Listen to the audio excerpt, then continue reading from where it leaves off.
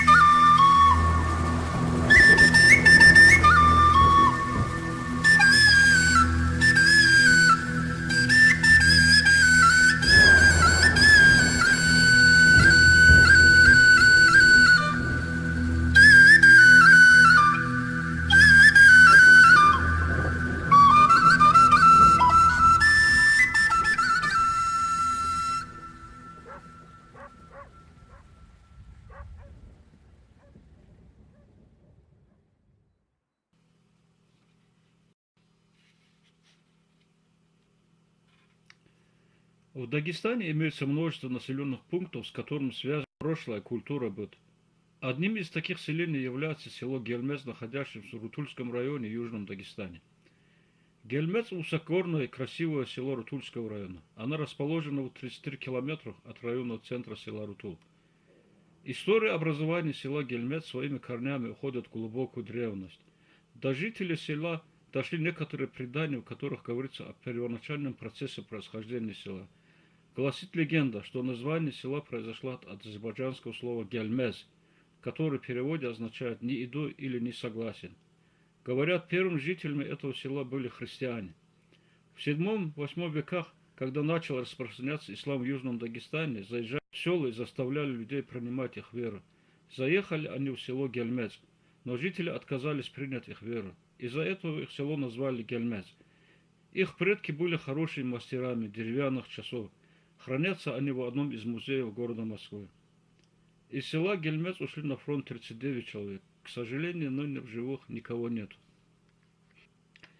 Селение Гельмец расположено на высоте 1800 метров над уровнем моря, в верховьях Самурской долины и устье реки Курдулчай, упадающей в реку Самур.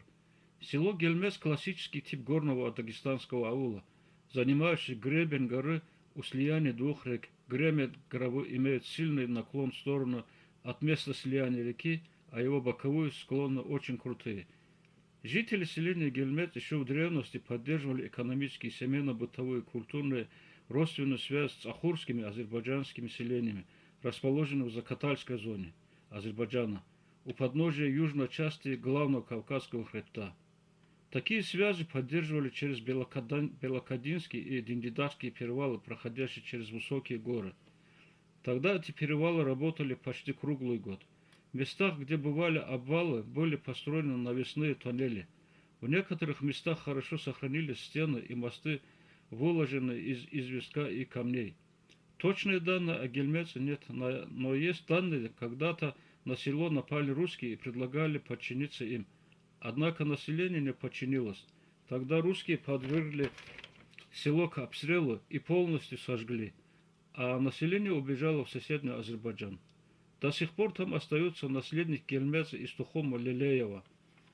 До сих пор в селе остаются пушечные ядра, следы нападения русских из вершины местечки Каракжи. Один из старинных памятников селения – это мечеть, расположенный тогда в северной конце села, а теперь он находится в центре.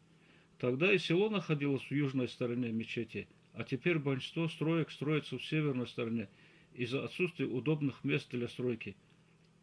До сих пор среди жителей села ходит легенда как бы чудо. Это связано с камнем, расположенным на южной склоне села. Этот камень был угрозой для домов, расположенных ниже камня. В один из дней камень начал сползать вниз и мог разрушить дома. Тогда сын и отец, не испугавшись камня, удержали камень и не дали сползти. На камне остались следы колен отца и сына. Теперь этот камень стоит как зиарат. Все об этом вам расскажет Давудов Асламбек Байрамович. Предлагаем вашему вниманию. Оказывается, действительно, село находилось вот здесь внизу. Было ровное место. И действительно, наверное, скатился этот камень, и отец, сын остановил его. И легенда говорит, там остались коленки отца и сына. После этого я здесь нашел помещение, 2 помещения, 3 на 6.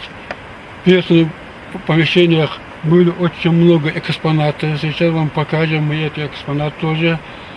И село, наверное, под взрывом метеорита или же сильной молнии, это село, оказывается, загорелось. Здесь находившиеся экспонаты, предметы были сгоревшие,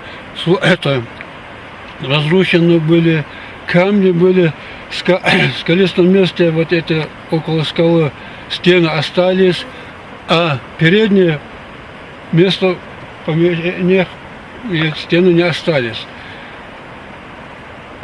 Сейчас,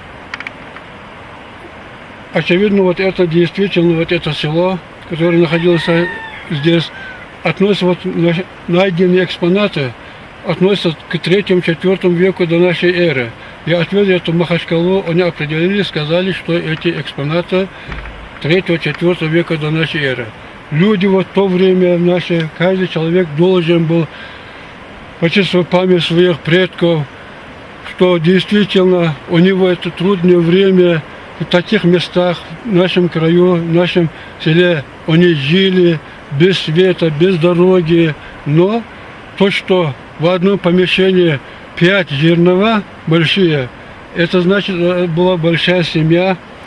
Действительно, они трудились, работали, жили, охотились, имеется сгоревшая рогатура, и другие кости сгоревшие. Так. В помещениях были очень много вещей. Для добывания огня, у них спички не было, для добывания огня имеются специальные эти Камни, да? камни, Ага. имеются камни. Ну, они сгоревшие. Это кремень, наверное, Кремень, был. да. Кремень, да. Вот, чтобы там Кремниевые, огонь ну, разжечь. они сгоревшие. Мгм. Имеются рога для вытаскивания мяса из кастрюли. Очень много посуды, разные формы. Но они все были Они вот испортили все, испорчены, поржавели да. все это, да. Разрушены В разрушенном состоянии, да. здания, это они были на куски полностью. Но я каждый этот кусок собрал, и ни один экспонат, ни один вещь я не выбрасывал. Аслам Алим, вот вы собрали, очень приятно, что вы такой музей создали. Сами, своими руками, без никакой помощи. И вот кто-нибудь приезжали к вам изучать вот это, то, что вы нашли, вот, история, хотя записать каждую вещь. Историю записать никто не приехал, но гости были очень много. Очень много гостей, даже из Азербайджана были, из Москвы, из Санкт-Петербурга были, очень много людей были, но они все фотографировали, сделали, сказали отправить вот эту фотографию, вот эти данные, но пока ничего такое не сделали они. Но гости очень много были. Были, да. Да, Они просто фотографировали и уезжали, да? уезжали, да. А вам какие-нибудь отзывы были От них со нет. стороны, вот, и какую-то там, что они изучили, там, вот, Нет, такому-то нет, ветку относятся? Но обещали они отправить мне, пока ничего я не получил. Не получил, да? Да. Вы сейчас можете нам показать то, что вы здесь раскопали, то, что вы нашли, обнаружили? Конечно. И вы хотя вот, чуть-чуть знаете историю каждой вещи, да? Ну, посмотрим, Да. расскажем. Можете рассказать нашим телезрителям?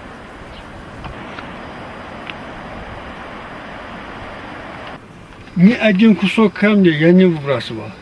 Все, которые они использовали для каких-то целей, для жернова, для чего-то, я собрал и сохранял. Вот это то, что оттуда вышло, Да. да? Вот когда ты раскопки делал. Да, Вот раскопки примерно делал вот что-то? это. Это жернова, вот это верхняя часть. Ага. Верхняя. Легкие для добавки. Разные формы ручек. Может, они сами здесь делали эти кувшины. Ага. Может, они покупали из Азербайджана или других мест. Но очень много этих кувшин было. Но полностью все разбитые. А формы ручек одинаковые, да? Нет, Или разные, да? разные. Формы ручек тоже разные. Мгм. Ну, очень многих. Вот здесь тоже очень много этих. Я собрал вот эти вещи. Тоже оставил пока. Потому что Свет нет у тебя? свет нету. Вот полностью вот эти. Оттуда вот экспонаты, ручек, жернова. Это все глиняное, да? Глиняные, да. Так, вот это- имеешь в виду вот жернова, вот эти, Вот да? это жернова, да. Они, это первые мельницы. За этим камнями в 91 году американка приехала сюда, в Гельмес. Мгм. В 91 году. Она искала, вот через несколько лет я начал, и я нашел эти камни. Она не знаю, по карте знала, что в Гельмесе эти есть. Или откуда, не знаю. Но вот они, как они сделали вот это, смотрите, какую форму. Они одни легкие для первого сорта, тяжелые для второго, нет, тяжелые для второго сорта, легкие для первого сорта. Они вот камни, и как они обточили, как делали вот эти камни, не знаю, вот это пока. А покажи, как их делать. Вроде. Вот это камень не отработан. Да, не отработан. Они вот, смотри, вот это камень. Гладкий уже. Туда сыпали зерно. Да? Сюда сыпали зерно, и вот так она легко идет. Ага. И смельчивается мука по сторонам. Действительно, когда я нашел вот эти экспонаты, у меня появилась такая мысль создать музей, сохранить то, что было здесь, наши предки использовали, сохранить и показать дальнейшим предкам, это нашим Поколение. да. поколению. Мгм. И эта мысль тогда, где первые дни у меня появилась. И после этого каждый экспонат, который нашел, землю в одну сторону, экспонат в другую сторону, камень в другую сторону, собрал и начал построить сперва эту маленькую комнату, потом эту комнату. Некоторые вот эту стену тоже построили. Я сам построил, но шлакоблок мне помог. Брат оказал один, привез шлакоблок, а остальное все сам сделал. Потом вот эти экспонаты, каждый. Вот самое главное, вот это жернова. Вот это Демонстрируй, как можно. в то время. Вот форма, вот удивительно форма, да. Здесь В то как бы время вот срезали вот этот половину. 5 штук, вот одно помещение здесь было 3×6 Ага. помещение. В это помещение вот эти 5 штук жернова были. Ага. Здесь, значит, 5 больше взрослые мужчины или там женщины. Это может специальная комната, где там Специально, они, да, вот это. Вот эту комнату, все эти большинство экспонатов тоже нашел я в этой комнате. У них, значит, ночью собрал пшеницу или другие эти, и ночью, наверное, делали себе муку. И такой труд, вот первый, еще тогда не было, вот сыпали сюда пшеницу, ячмень, и она там легко идет, и в сторону идет мука. Еще раз покажи. Сыпается пшеница, и она идет.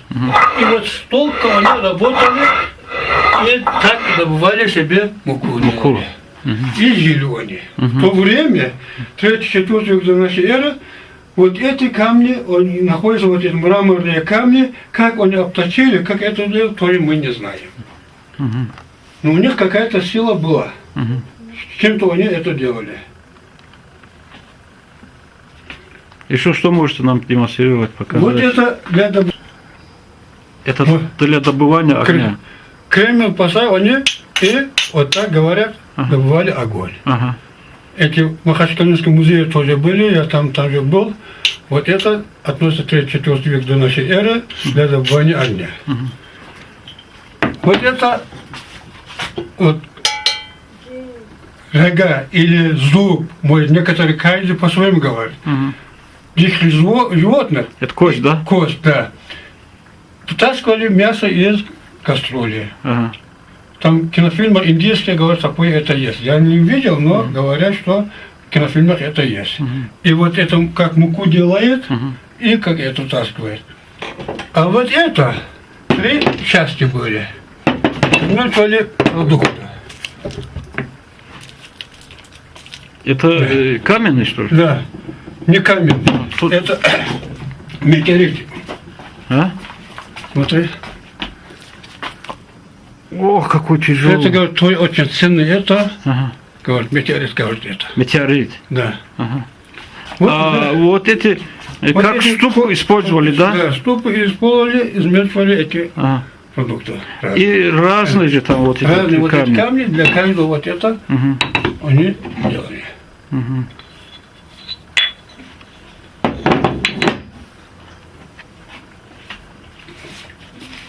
Вот это, говорит, краска для чернила вот это.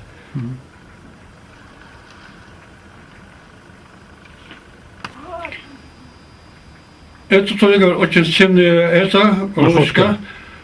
Скифские, это, говорит, узор вот это. Кувшин. Это кусочек нашел. Откуда он здесь, интересно? Так.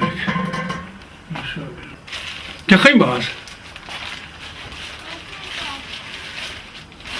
Вот это помещение тоже, первое помещение, вот сгоревшая мука была. С ней это снутри белые, а сверху черные. Мгм. И пшеница, ячмень, другие вот эти тоже сгоревшие тоже. Подожди. Они вот этом глиняной посуде были, да? Нет, у него вот так амбар был. Мгм. Амбар был. Подожди, это зерно Зерно, да. сгоревшее. Сгоревшее зерно. Целые амбары были.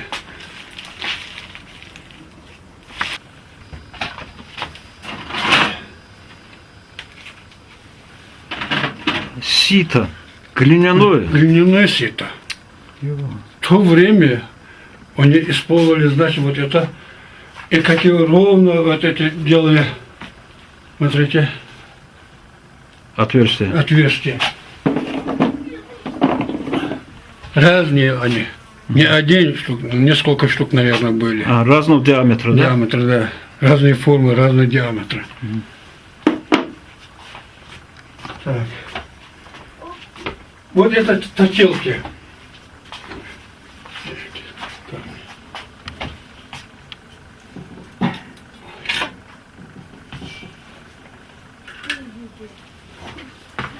Смотрите, эти точилки в то время, он сейчас ножик клеил. Помещение, в центре помещения была такая, как яма, сверху камень, и внутри этой ямы были кости сгоревшие, маленькие кости. И сверху вот это клинок был. Больше в это помещение, 3 на 6 помещений, ничего, никакие экспонаты не нашел. Только вот это клинок был. Это клинок нашел в нижних помещениях, внизу.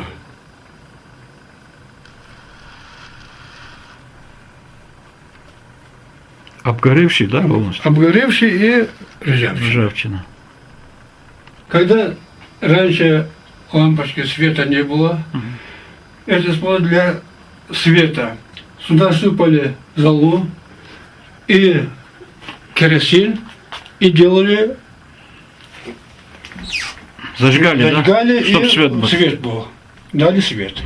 Из него получился свет.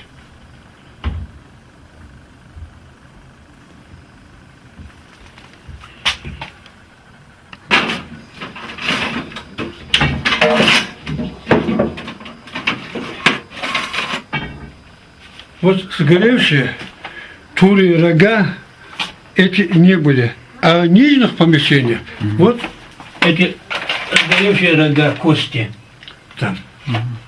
Эти туры и рога. Они, значит, добывали это, охотясь на тур. И копье, вот, которые здесь, наверное, с копьем они охотились, здесь нашел. Вот эти. А, на копья одевают, да? Да. Стрелы, типа. Стрелы, как, да. да. Вот Эти это. стрелы. Или с этим они охотились. Но оружия тогда не было. Когда муку не было, мало. Это мера для хозяйства, там на определенное количество членов семьи втаскивали и готовили это тесто. Мерка. Мерка, можно говорить. Вот этим говорят, сейчас у детей имеются трубы, это... Телефона. Телефоны, там разные эти. Тогда ничего же не было. Этим, говорят, они в свободное время играли разные игры. Вот эти разные, вот эти для игры. Проведения свободного времени. Это что за инструмент у тебя в руках? Коса называется. Как? Коса. Коса. Коса. Вот этим вот смешивала пшеницу, не сгорелась. Ага. Не сгорелась. Насыпали сюда пшеницу, ячмень, другое и Размещать. размещать, чтобы размещать. Вот здесь кость здесь, точно. А эти нет, это камень или какой-то другой. Это кость, точно. Дороги вниз полностью было рассыпано землей, камни скалистые, вот такое место, вот здесь большое скала тоже была. Я все выровнял и аккуратно наружу стену и смотрю эти помещения. Вот здесь было проходе здесь вот так дверь было это помещение. Вот эта стена, старая стена, полностью туда тоже эта старая стена идет. 3 на 6 комнату. Вот это помещение я нашел, вот это клинок один только, а остальные все экспонаты в той помещении и нижних помещениях. Вот это полностью стена, в то время 3-4 век до нашей эры, видите, они какие камни, большие камни поставлены, маленькие, не так, как сейчас строена эта помещение, эта стена, но она сохранилась до сих пор. Полностью вот это очистил я от камня, от земли, выровнял, сделал вот, как можно говорить, музей под открытым небом. То время, то, что было, сохранил я. Иншаллах.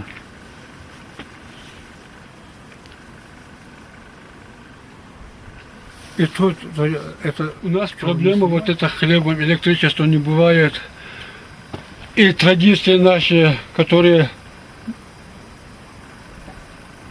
пекли хлеб дровами, у них запах, вкус был совсем другой. Мгм. Сейчас мы печем хлеб электричеством, печках и другие, и никакой этого нету, даже покупают из Ртула и других местах. Поэтому я здесь хотел построить, сейчас построю в дальнейшем хура и хара.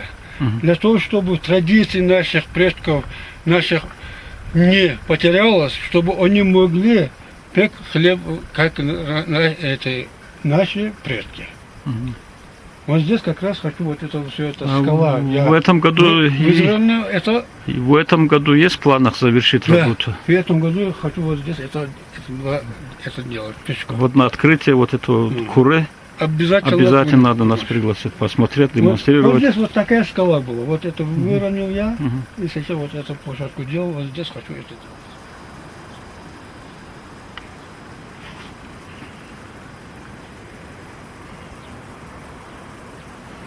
Так, мы вот здесь хотим сейчас построить новый современный музей под открытым небом.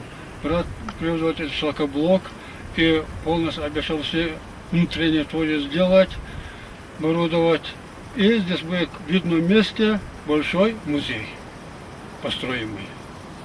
Это в планах ваших. В планах, да, в планах. Вот здесь стены были. Стена была, да? Да, стена была. Здесь тоже Ну, была значит, стена. селение вот здесь было, дома Отсюда вот вот здесь. так, вниз. Вот, Вот так. вниз. Да. Ага. Вот, в ту Вот сторону. после каких-то там климатических Вот катаклизмов, да? Да, после оползней, вот это образовалось оползни.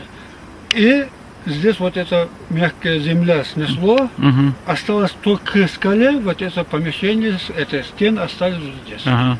Остальные... А потом начали, наверное, наверху строить селение, да? Потом уже начали Наверх. вверх. А так она вот здесь, Вот она, сейчас там посмотрим, она покажем. снизу вот здесь где-то Вот здесь была, вот. располагалась, да, селение? Зимой вот особенно, да, зимой. Мгм. Такое хорошее место здесь. Мгм. Когда особенно солнце, да, Мгм. как в раю бывает. Мгм. Потому что они тогда знали, где строить, где легче, Мгм. где экономить. Вот это, тогда это света не было, дров очень мало, наверное, было, не как сейчас лес был. Но они вот подобрали такое хорошее место, Мгм. и теплое, и удобное. Нужно. И родник был недалеко, там внизу родник есть, Мгм. около родника. Мгм. Здесь построили они село. М. Сейчас пока Ну, по каким-то причинам они потом переселились они наверх, потом да? это оставили и поднялись вверх. Наверх. Потом вверху было село. М. М. Вот это камни желтые, да, Ну, они вот это сгоревшие камни. сгоревшие, земля вот это, камни, земля, все сгорело Мгм. здесь. Сюда, вот здесь, смотри, там это есть там. Полностью какой-то удар был. Мгм. Удар. Вот эта стена, смотри, вот эта стена. Мгм. Вот эта стена, Мгм. у нас тоже желтая, Мгм. желтая, а сверху темная была. Это Там точно. есть открыто темная. Вот это тоже остались вот здесь. Помещения они маленькие здесь, нижние помещения, маленькие, но тоже вот здесь что-то сгорело, вот это ударил молния или метеорит, они вот эти камни, все сгорело здесь. Вот эта стена, смотри, какие, у них какое терпение было, какое терпение. Вот как маленькими камнями построили эту стену. Мгм. Вот это в то время стена, я ничего не трогал.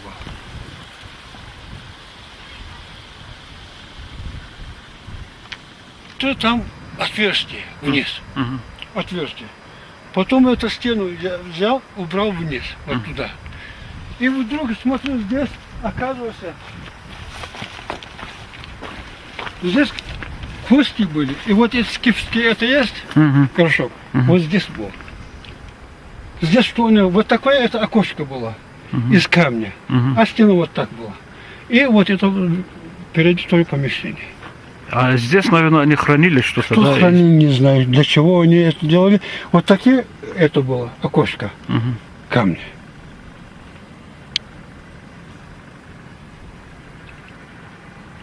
Вот смотри, сгоревший, вот это синее, вот это глина. Слой слоем идет, да? Слой. Вот глинистый это пол. Мгм. Вот это до туда, вот это выровнять надо, вот это делать. Раскоп делать. Может, еще что-то выйдет оттуда? Вот оттуда вот это клинок здесь нашел. Мгм. Это сын, когда раскопал, он нашел. Люди знают. Вот эти коленки вот. Коленки. А он колено поставил, вот Да, когда коленки выемка. поставил и остановил, говорит. это- Вот легенда вот так Это гласит. такая легенда. Да. Вот где выемки, уважаемые телезрители, а вот этот Да. устаз, наш шейх, он поставил колено, и вот этот след от колен. И вот Поставил, эта да. скала приостановилась, а внизу было селение.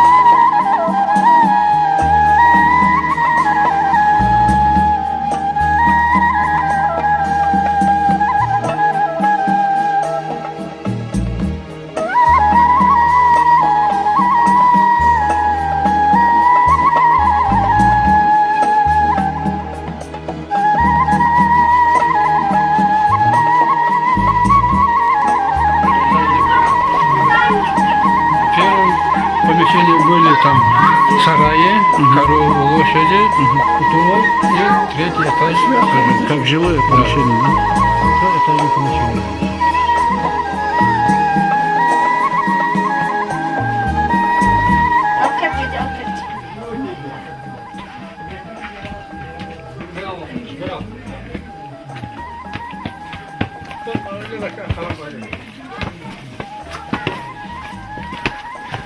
Nasıl? Ay nasıl? Nasıl?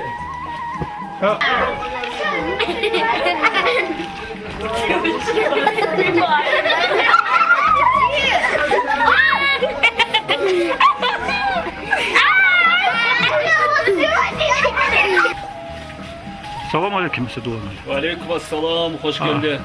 Спасибо. Приветствую вас, А, наши Вы гостеприимные. как имам мечети селения Гельмец, хотелось бы, чтобы вы пару слов говорили об исламе. Ислам, как мы знаем, распространился на весь Дагестан, на всю Россию с нашей Цахурской долиной. Когда у Цахури медресе было, вообще в Кавказе медресе не было. Мы знаем, что если ислам распространился с Цахурской долины, значит были у нас в селах Цахурской долины и мечети. Но здесь из данных эпиграфические памятники Дагестана Амри Ризаевича Шахсаидова в книге написано, что 557 год по хиджре, это значит 1161-1162 годы, здесь в селении Гельмец был первый минарет в Дагестане. Первый минарет в Дагестане. Здесь вот эта надпись в лицевой стороне гласит, вот здесь в книге есть перевод вот этой надписи. Во имя Аллаха милостивого милосердного, руководство строительства этого минарета осуществили хаджи из Сартан Таджи в году 7 или 9 и 550. Описал это Али. Али это имя мастера. Но мы знаем, что старожилый минарет, хотя она, как говорится, первая минарет в Дагестане, старожилы сегодня не помнят, в каком месте был минарет. Значит, с приходом советской власти минарет при первом же погроме его разрушили, его стерли, получается. Но потом,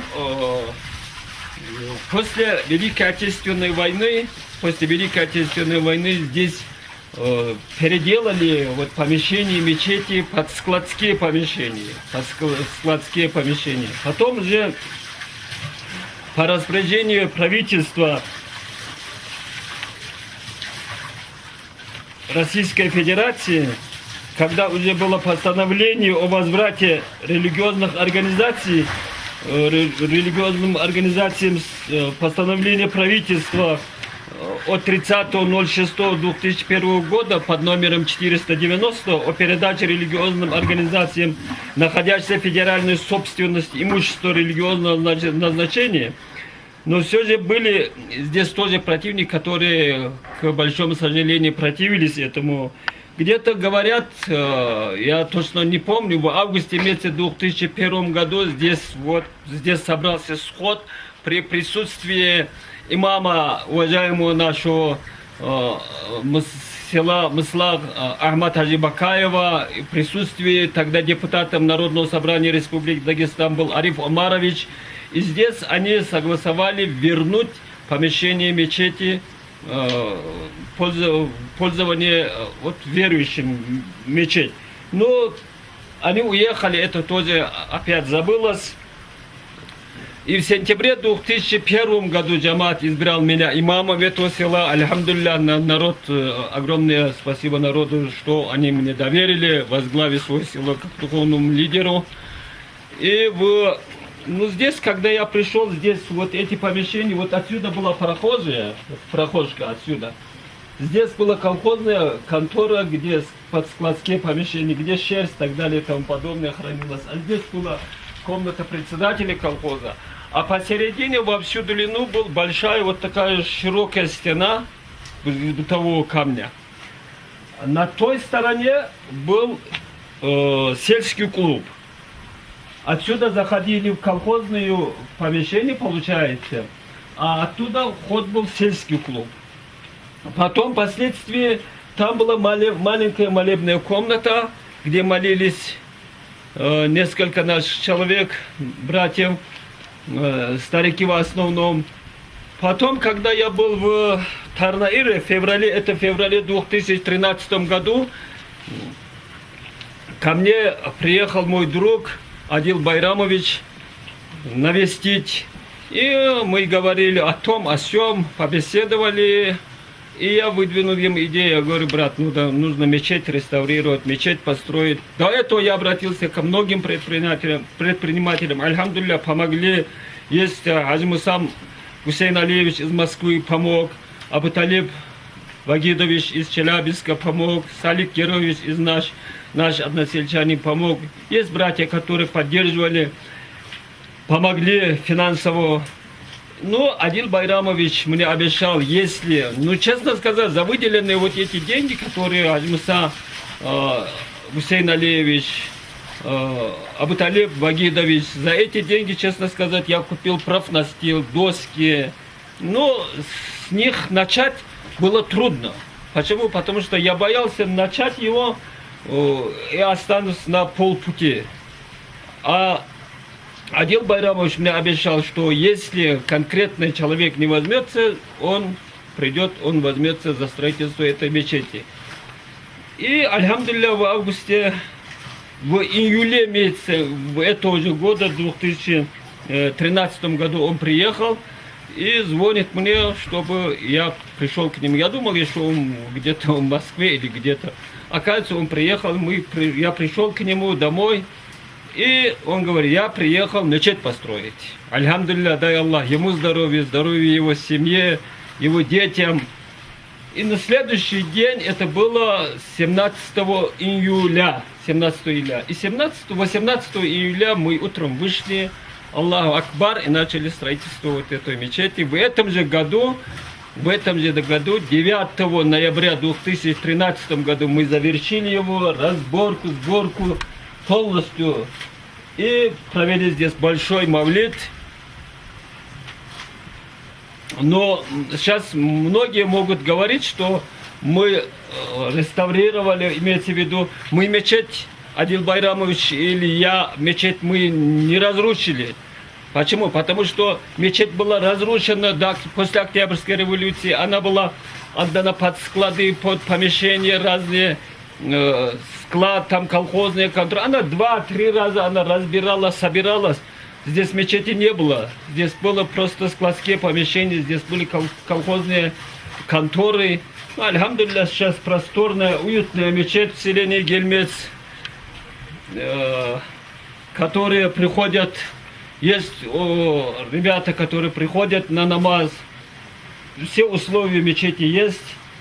И хочется говорить от себя лично, от имени джамаата селения Гельмец. Огромное спасибо в первую очередь Адилу Байрамовичу, который пожертвовал столько своих средств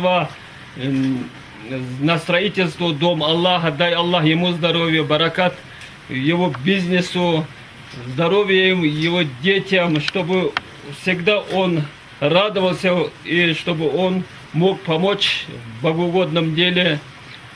Тем ребятам, которые поддерживали меня в трудную минуту, которые пожертвовали своими финансами.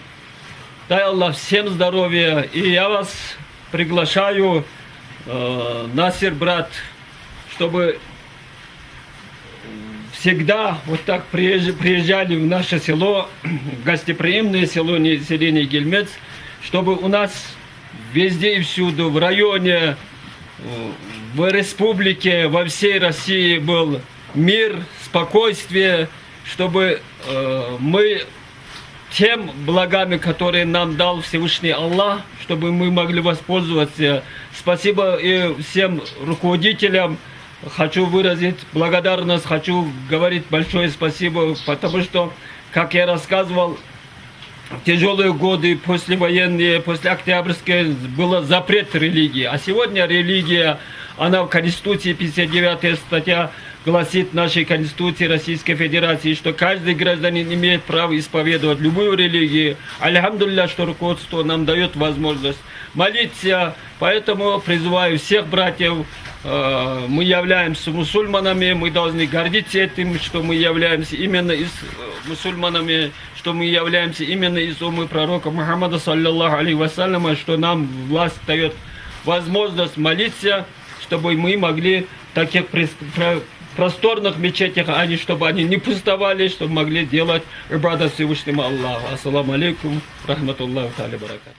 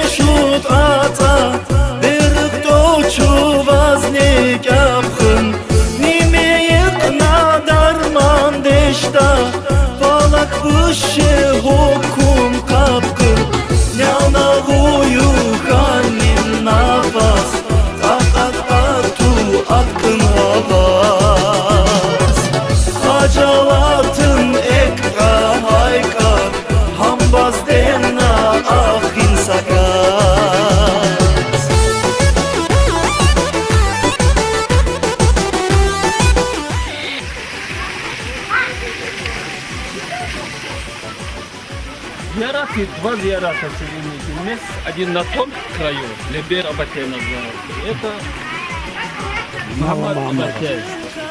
И как называется, повтори? Малла Мухаммад Абатей, а тот Лебер Абатей. Они тоже вот Адиль Байрамович их реставрировал. Историю, наверное, тоже были люди, которые посвятили свою жизнь религии, исламу.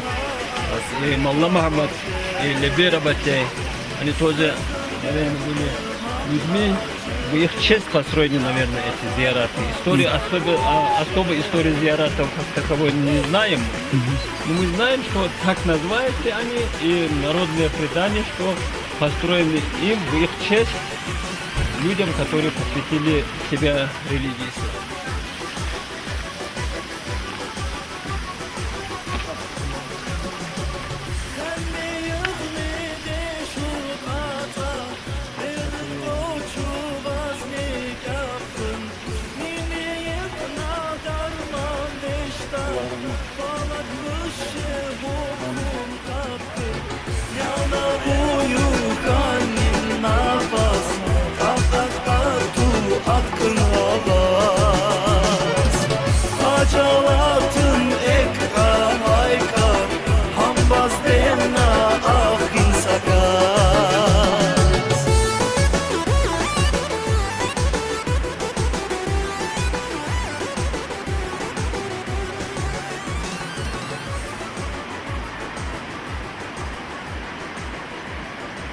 Старинные, да.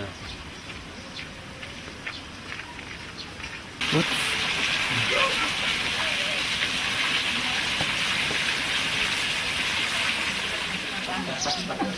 Савальку.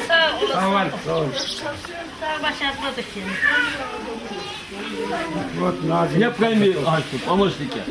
Помощники, амалешку, наш ничего капать.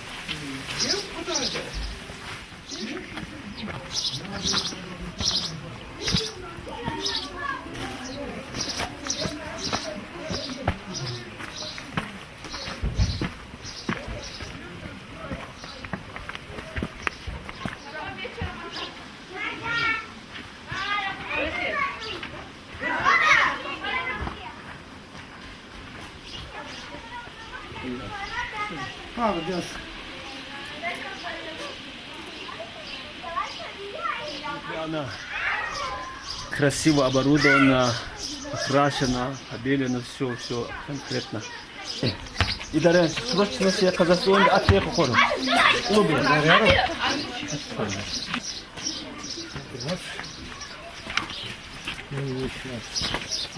Здесь играют у нас. Это школьная площадка, да? Да, это как сад школьный. Да. Да, это яблони наши. Растут хоть яблоки? Вот есть. Полно. На район хватит. Дети не оставляют.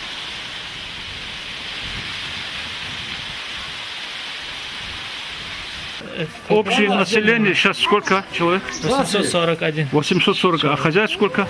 108. 108. А селение улицы имя дали? Да. Сколько? Три улицы. 3 улицы. Верхняя, восточная, отсюда начинается центральная до поворота. А потом уже Самурская начинается. 3 улицы, да? А в Курдуле горная одна улица есть. Курдуле общее население сколько? 254. 254 человека. Сейчас концерт. У нас на данный момент в сельском поселении проживает 841 человек. Из них 50% это фактически проживает, а остальная часть проживает в других регионах России. Так как нет условий, нет работы и других социальных, очень много социальных проблем, которые мешают людям жить в сельском поселении. Основные проблемы нашего сельского поселения – это дороги, питьевая вода и свет. Вот начнем с дорог. У нас каждый раз, когда проходят дожди или ухудшаются погодные условия, практически дожди смывают дорогу. У нас нет техники. Раньше при Шефе Кафлановиче хоть как-то он помогал нам, обеспечивал техникой и очищал дорогу, и вроде проблем особо не бывало. Но сейчас его тоже нету, тендер выиграл какой-то другой человек, говорит, и в связи с этим дорог остается худший. Желать чего остается, особенно летом, когда проливные дожди, вся вода протекает по дороге, и эта дорога уже портится. Образуется канал какой-то большой, и машины еле-еле поднимаются. Зимой основная проблема возникает из-за снега. Тоже нет техники, и в связи с этим образуется гололед. Тоже очень проблема подниматься не только машинам, но и просто людям добираться до села и спускаться очень тяжело бывает. Так, что касается электричества, то в основном наши линии электропередач были проложены в 70-х годах прошлого столетия. Сейчас они практически изношены. После каждых сильных ветров, ливневых дождей, они начинают падают. В некоторых местах происходят обрывы. Есть места, где эти линии передач через деревья высокие проходят и замыкаются сразу. Вот эта проблема тоже у нас остается, особенно на стороне села Курдул. Приходится отключать село Курдул с нашего села, чтобы как-то обеспечить население светом. Также бывает проблема, когда свет отключается на верхней долине, Цахурской долине. Когда там света не бывает, все уже, нигде не бывает. И также уходит связь. Вот в настоящий момент связь тоже уже второй день как нету. То есть как-то получается, что наше население оторвано от цивилизации. Проблема питьевой воды очень острая. И каждый год наши жители все вместе согласованно проходят по этим трубам водопроводным, где-то ремонтируют, где-то чинят, где-то заново прокладывают. И эта проблема тоже очень остро стоит, так как этот водопровод был проведен в 1984 году. в настоящее время он практически изношен. Вот эта водопроводная система изношена полностью. Особенно зимой эта проблема стоит остро. Уже начиная в ноябре, когда морозы уже крепчают, вода уже становится, воды тоже мало становится, и практически в домах сейчас, например, есть вода у кого-то, да, вот в этот период уже до весны и в домах уже воды не бывает. Тоже очень острая проблема. Вот мы, жители села, обращаемся по этим 3 основным вопросам к руководству района, к республиканским властям, чтобы эти проблемы как-то были решены во благо нашего населения. Вагит Халидович, вы как историк и как аксакал этого села, хотелось бы у вас узнать историю, немножко рассказать об истории селения Гельмец, о выдающихся людей села Гельмец. Какими проблемами у вас вы сейчас сталкиваетесь? Коротко, пожалуйста, если можно. Спасибо за представленное мне слово и интервью. Хочу я тоже поздравить и присоединиться к телезрителям, поздравить жителей района с таким великим событием, как 90-летие района. Желаю жителям района крепкого здоровья, больших успехов, джамаатам каждого селения, начиная с райцентра до самых крайних уголков нашего района, больших успехов, не бояться никаких трудностей, любить и творить в этом районе, в этом живописном уголке нашей необъятной родины России и Дагестана. Поэтому хочу вкратце говорить о Цахурах и частично коснуться названий наших селений. Цахуры – это очень древнейший народ Кавказской Албании.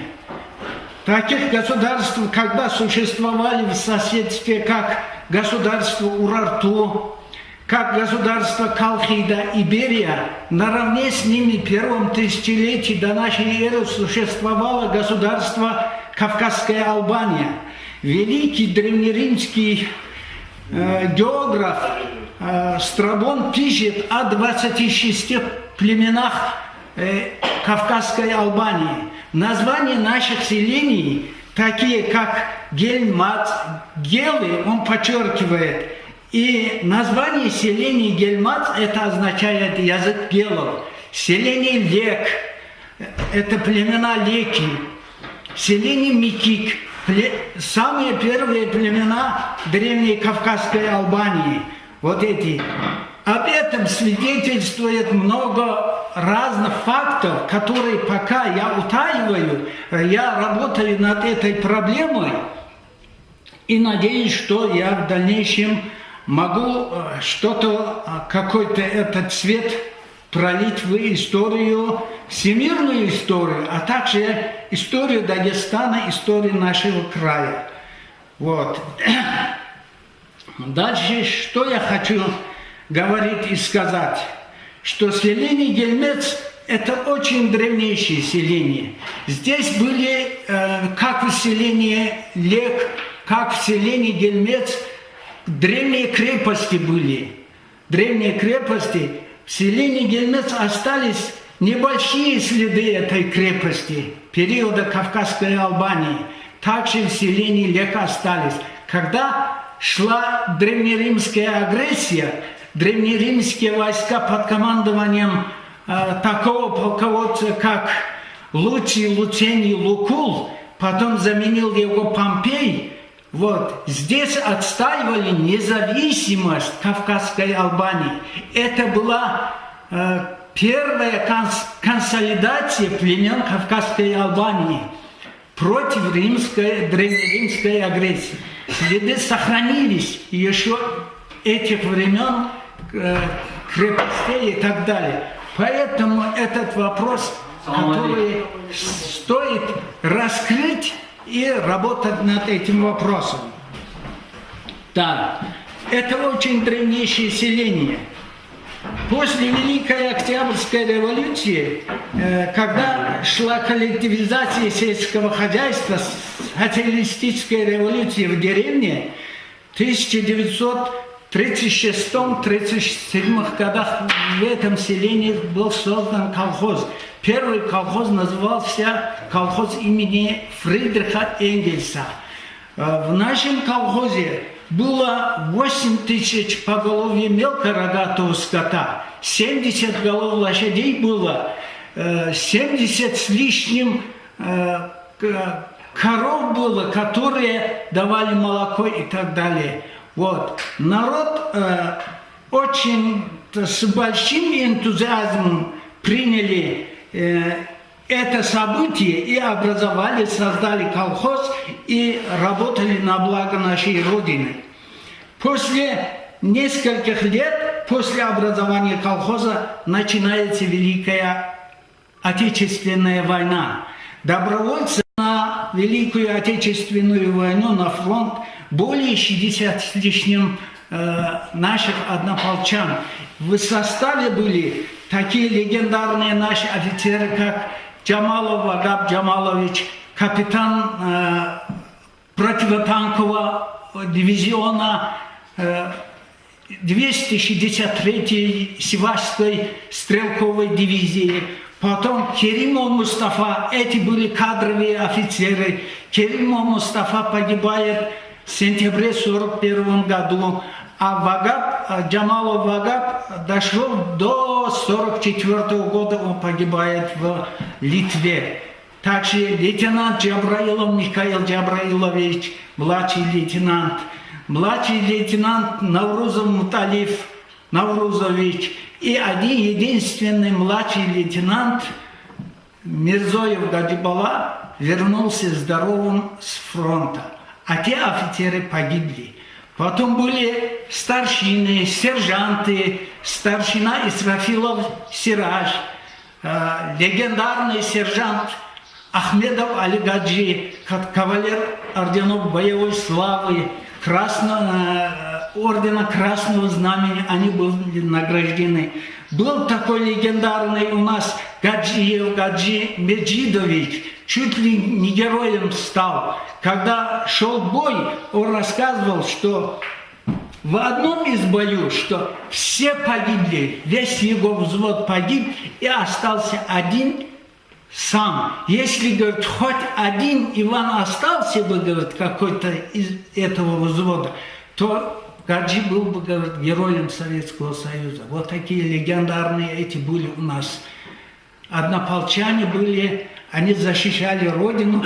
После этого погибшими были, а вернувшиеся опять начали работать на благо Родины, восстанавливали колхозы, разрушенные хозяйства и так далее. Наравне с этими однополчанами, которые сражались в годы Великой Отечественной войны, наши женщины оказывали большую помощь в тылу. Женщины заменили мужчин, они становились за быки, за валы, взяли саху в руки и пахали наши земли, участки, которые давали большие урожаи. Вот, они заменили мужчин. Другие женщины вязали варежки, вязали различные жакеты, посылками, орехами, фундуками отправляли на фронт. И оттуда получали благодарственные письма от воинов и говорили, что благодаря вашему этому жакету, благодаря вашим варежкам мы были спасены от сильных морозов и так далее, и так далее. Вот. Это как раз радует нас. Дальше, что я скажу. Селение Гельмец – это родина поэтов, родина поэтесс. Их было очень много, начиная с легендарного Леляевского Муртаза, Шихамира, потом Лезги Семед, Эти Урур, потом и другие уважаемые. Сейчас не лезут они как-то с переживанием, волнуюсь я. надо думать еще и так далее. Но я в своем стихотворении прочту, кто именно это был. Поэтессы были, многие бабушки были, поэтессы. Одна была из них, это можно сказать, что Мурадова Малей. Ее сын ушел на фронт. А у него был один конь по кличке Кабардин. По тоске своему хозяину конь погиб. Со слезами говорят, что конь, говорит, любовь коня к человеку, говорит, это очень тяжелая любовь. Как раз этот конь, говорит, со слезами в глазах подох.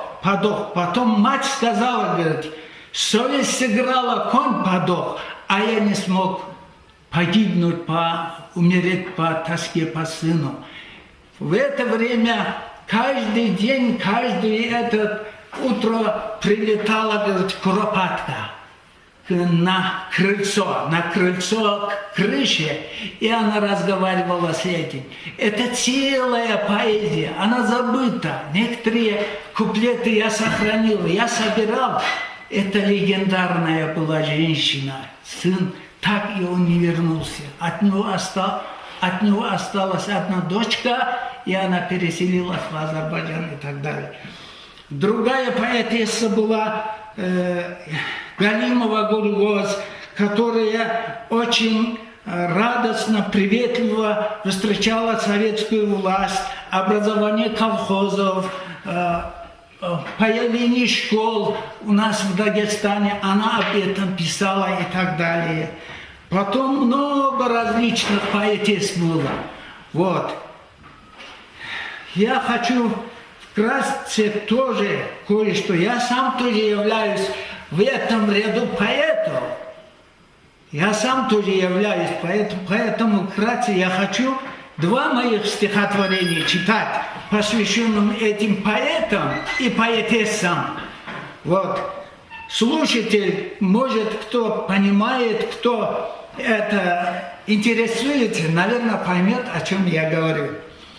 Гельмецний шаир алхимикеден, то, что в душе гельмецких поэтов, и его гельмецний слабище, сабла, чекапияла хямвуду, манихинен, маниба, сеспище, юшебишиз, хекуйбишиз, джамвуду, харшаватти, манчихахам лёдву, цакетхуйни йгыл, гипанга кёдру, сернамиш ищез, ака хылходву, гонет хепагила, эй еден, шалкадоит хырна, Леля Муртаза, Истанбул Кахубо, Райханыз Арза, Мурадель Алипу, Арна Гулерза, Мизель Аху, Екедин, Шамиль Даргебы Апту, Фейзуллах Баба,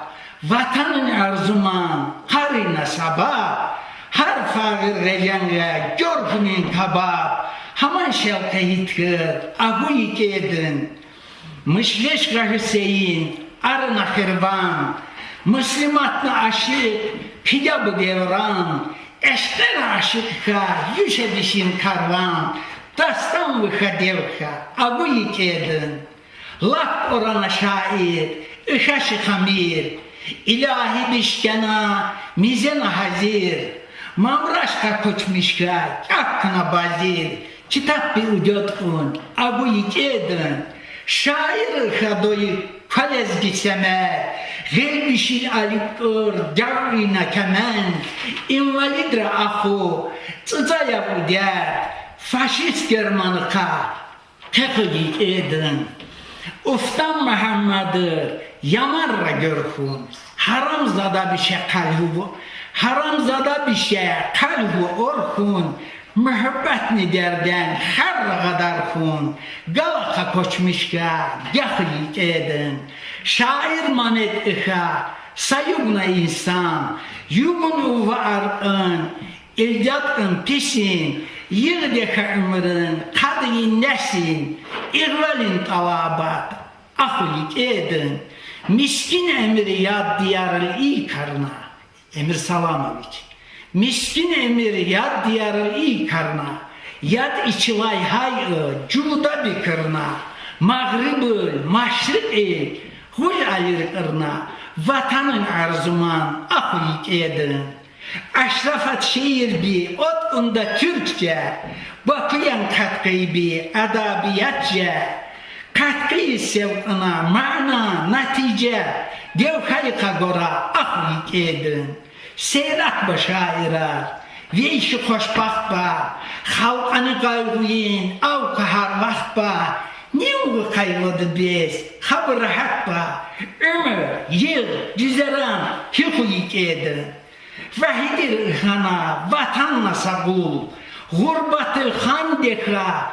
Ütkükünün el. Hain vayı serşe. Merdi mazar kıl.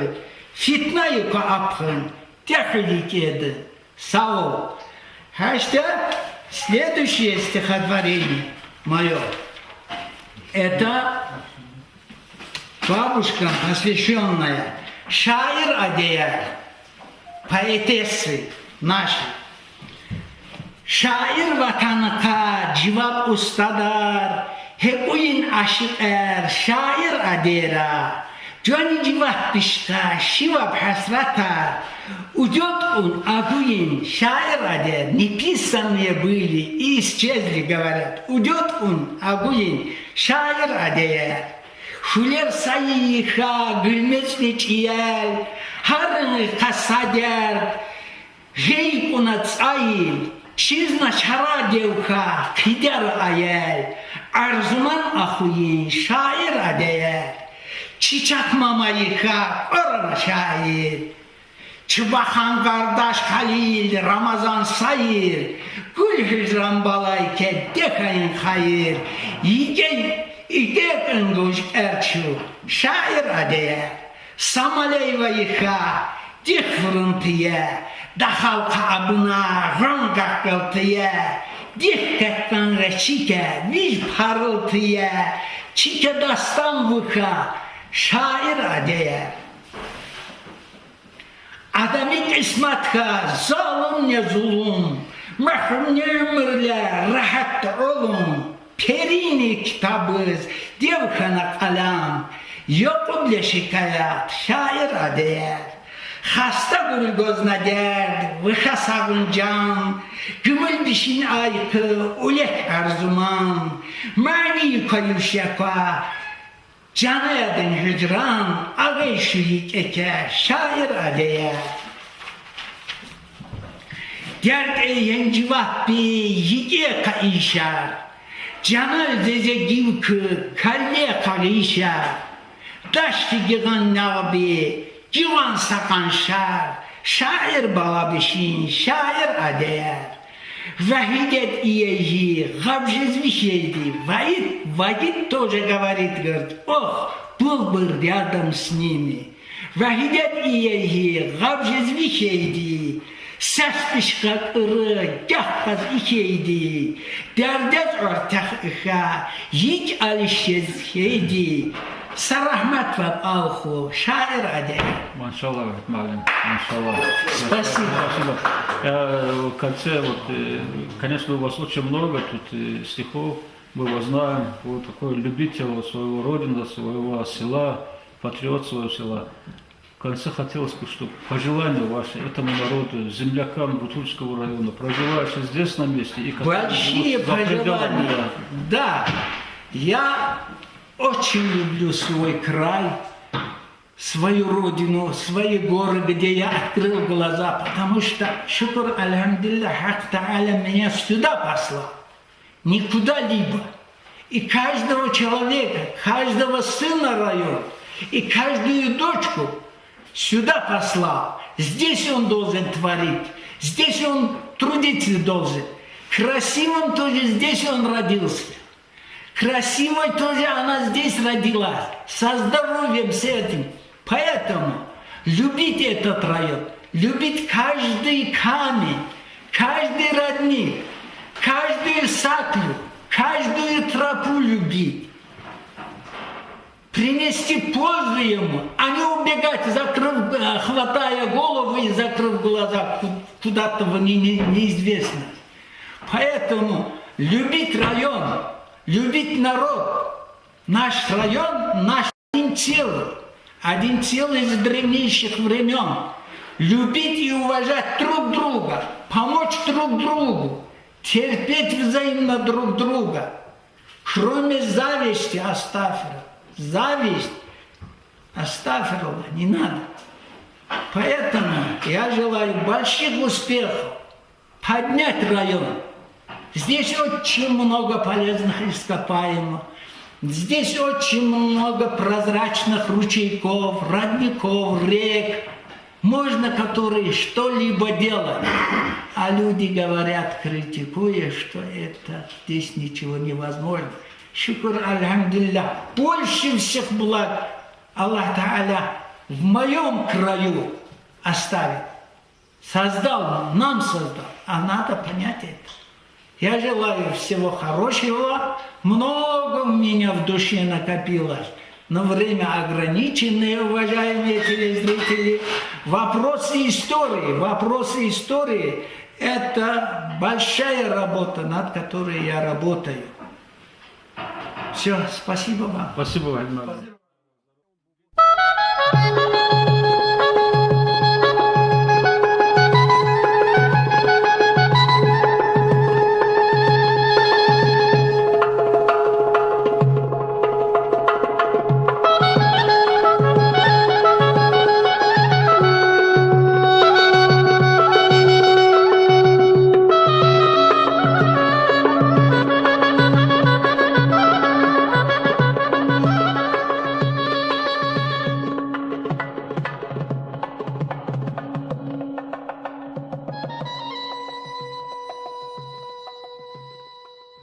В природе, вот здесь у нас с природы виден население Гельмец. Это действительно древнее, это уникальное село.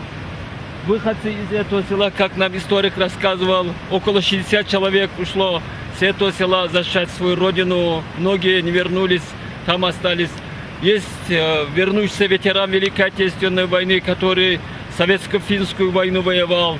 Блокаду Ленинграда, это Мирзадае, ныне покойный тоже, Аллах рахмат. Есть у нас прославленный на всю республику, который многие годы работал за рубежом, Эмир Саламович, травматолог. Это известнейший, уважаемый, заслуженный врач Республики Дагестан. Есть у нас очень много предпринимателей, которые работают сегодня в разных городах Российской Федерации по производству мебели. Я вам рассказывал, уважаемый наш Насир, оператор, о человеке, который вложил свои собственные деньги на строительство Дома Аллаха, мечети. Вы видели, каком прекрасный. Многие говорили, что, мол, он вложил только в мечеть. Нет, он, кроме мечети, благотворительностью занимается у себя в Благовещенске, в разных, и в образовании у него есть благодарственные письма, есть в дома инвалидов, престарелых, он оказывает там спонсорскую помощь. Вот сегодня наглядный пример, вот эта школьная площадка, он за свои деньги вот эту спортивную площадку детям делает. Вот вверху вот волейбольная площадка, вот эта футбольная площадка, он за свои деньги делает нашим детям. Дай Аллах ему здоровья, Адил Байрамович, чтобы твои дети гордились тобой. Мы тоже, иншаллах, гордимся, что есть ты такой, у нас в Гельмете такой. Дай Аллах вам здоровья, всего самого хорошего. Баракат тебе, твоему бизнесу, чтобы Всевышний Аллах многократно увеличил твой баракат, твой ризк. Мы находимся на земле нашего директора Дома культуры селения Гельмец Загида Халидовича. Смотрите, какая у него фазенда, там скалохозяйство, здесь картошка, здесь семакот. Вы видели за селом его новое строение. Это которые воспевают своими музыкальными талантами. Многие свадьбы справлял селение. Сейчас дадим ему возможность в исполнении старинного саза воспевать свой народ, своих людей талантливых. Представим ему слово Сагиду Халидовичу.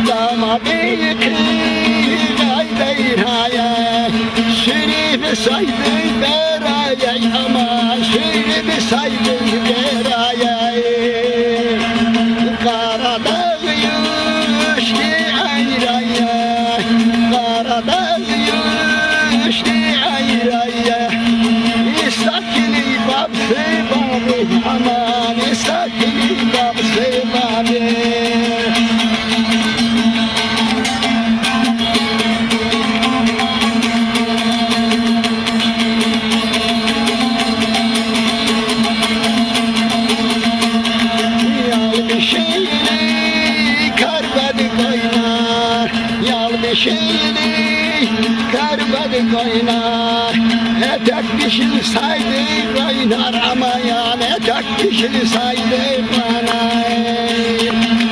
Buruk bir şey babi saynar.